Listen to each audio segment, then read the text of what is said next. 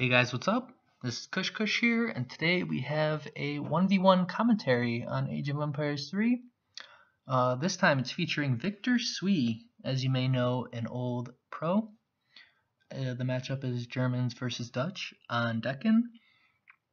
And I also believe that this matchup is very German favored.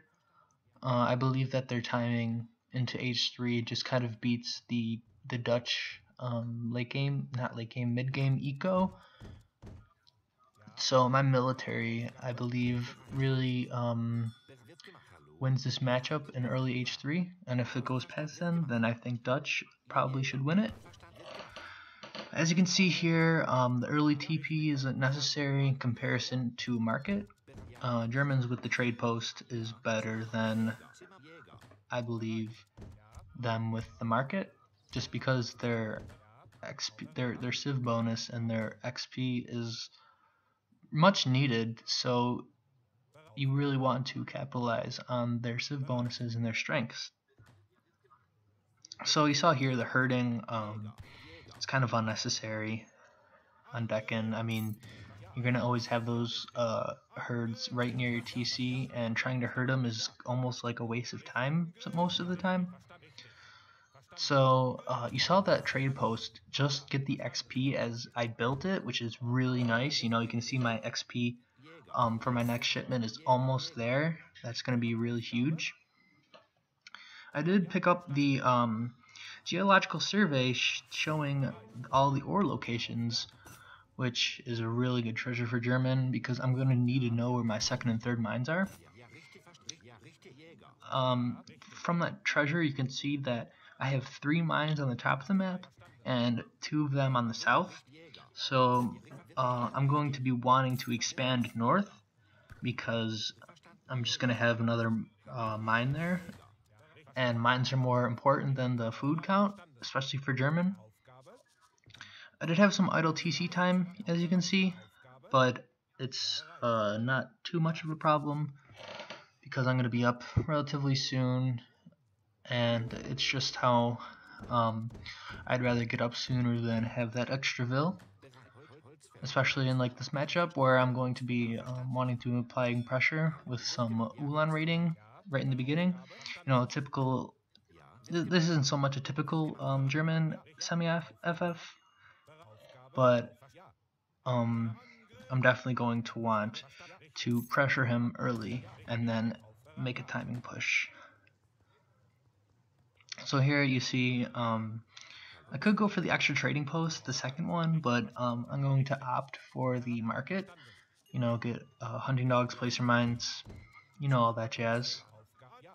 And you can see that silo wagon I sent forward there. I'm going to try to be a little cheeky, and you know, I'm going to drop my stable there rather than inside my base, so I can have my 5+2 Ulan like a lot sooner in his base, which is really nice for me, because, you know, instead of like the seconds it'll take to walk across the map, they're going to be right there. Unlucky for me though that Envoy, as you saw, just kind of ran past there.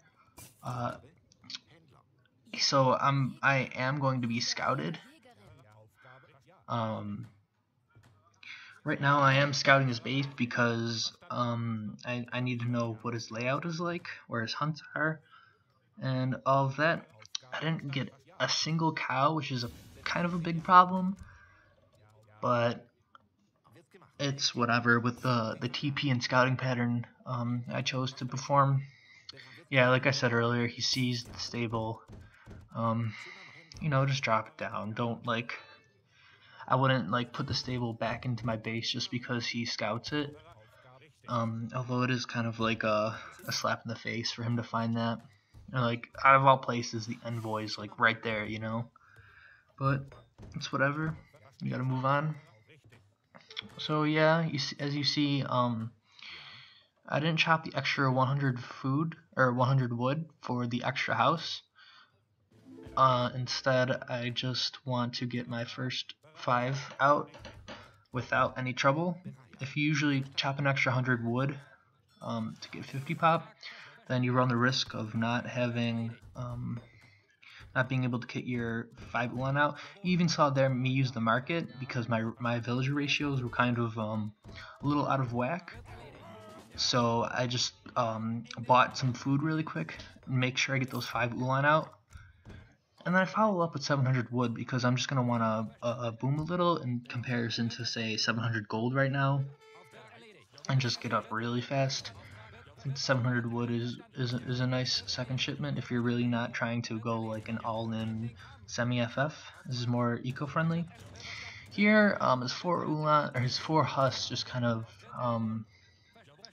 trap those 2 ulan, and then he sends the 8 pike, which is was really scary for me because if he was maybe a second sooner or just a second better reaction time, then those 8 pikes would have snared those 5 ulan, and that would be a really, really bad scenario. But luckily I only lost the 1, I think, and that's it. I send the 1 ulan in there, you know, poke at that Vil, you know, just to be annoying, you know. Bring him back. It would have been really a shame if I were to lose that that ulan to the pike right there, but my reaction time is pretty nice, so I didn't have to lose him there. So yeah, with the 700 wood, you know, you see the steel traps coming in, and oh, this was bad. You know how he sends the 8 pike forward. This is because of my forward stable. This is the risky run with trying to pull a cheeky move with that. I'm gonna lose that stable. There's nothing I can do about that, so I immediately just rebuild it. You can see here the Minutemen pop. I probably should have backed here, but I'm trying to micro them as best as possible. I didn't see that 1 husk in there, which if that 1 single husk I would have seen earlier, I might not have committed to this, but as you can see now, I'm punished for my overcommitment and I lose every single military unit. So my civ bonus of having those 4 free ulan already, they're just gone. And he is going to be able to possibly age up uncontested now, because I'm not going to be able to raid him.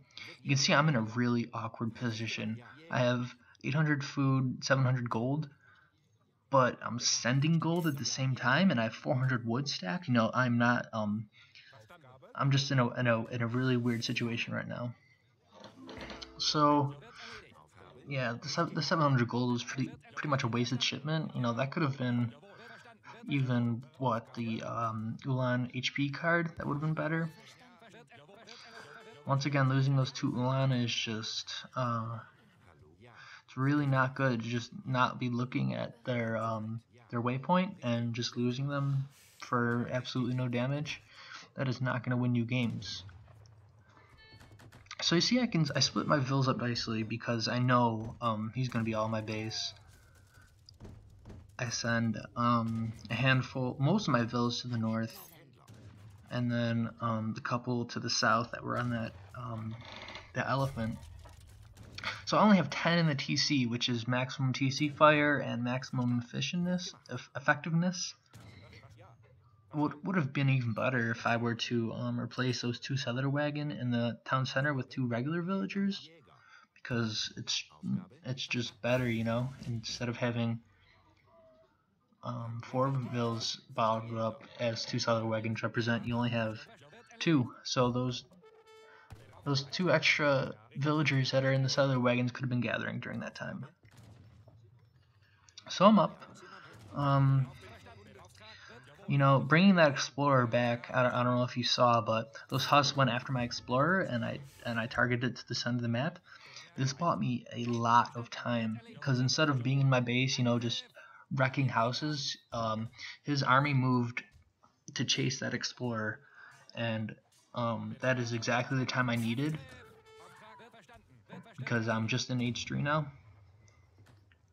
And this is like a map awareness thing. This was a really good move on his part. You know, he probably saw on the map that dead hunt. So he's just gonna bring his army over there, and what do you know? You find 1 settler and 2 settler wagons. I try to split them up as best I can, but there's nothing you can really do. I guess you can hide them the best you can, but ultimately these settlers are also buying me time because I'm going to really push him with my Ulans right now, because I notice he's not aged up. He's not going to have Reuters, sufficient anti-cav. So I think I have an advantage of just pushing into his base without being punished too much. You can see his whole army is to the south chasing those 5 villagers. Luckily it wasn't more, you know. If he were on the top of the map, for example, and getting, you know, all those villas, that would have been a lot worse. So this raid right here is just absolutely brutal. I mean, that looks like 7 vills on the elephant, plus like maybe 2 I got on the gold mine. That's absolutely huge. It's like a really huge chunk of his economy right now that I just killed for free. Yeah, even he didn't like that, you know. But that's really good news for me. He ages up, and I feel a lot more confident now because of that villager kill. And I'm up before him, you know. I'm already sending my second shipment in the 3rd age, while he's probably going to be sending his first. Once again, I'm just trying to split up and raid. I go for the TP, but this second raid, however, was not effective. I should have been more careful. You know, you can't just drop 3 Ulan on their TC at this level and expect to get just like a kill. You know, I mean, obviously his army's going to be there to defend his base, so I should have just known. Here I go back without taking the TP because I was really scared of the 9 Reuters shipment that was most likely coming. I just didn't want to lose any more Ulan for free if that TP wasn't going down for sure. So even if I were to lose 1 Ulan there and back off, that would have been just like a terrible trade. I mean, for not taking out the TP, so I just played it safe, did not risk it, and pulled back. Here, I guess I don't have the biggest map awareness because I just saw him run around in his blue, and I should not have committed because, I mean, his army composition is just 2 times better than mine. I mean, he has some skirm in there, some pikes mix in, a massed hussar, and then a 9 Reuter shipment probably. And that's really just gonna, I'm not gonna be able to micro around that, especially in the position I had. I mean, look at all the trees and everything. That's like not ideal spot for my cav fight or my skirmisher like hitting running micro. So he's just gonna eat up my mistakes basically right here. And as you can see, you know, I always have a thing with misclicking and on the treasure guardians, so here I am, you know, fighting these rhinos.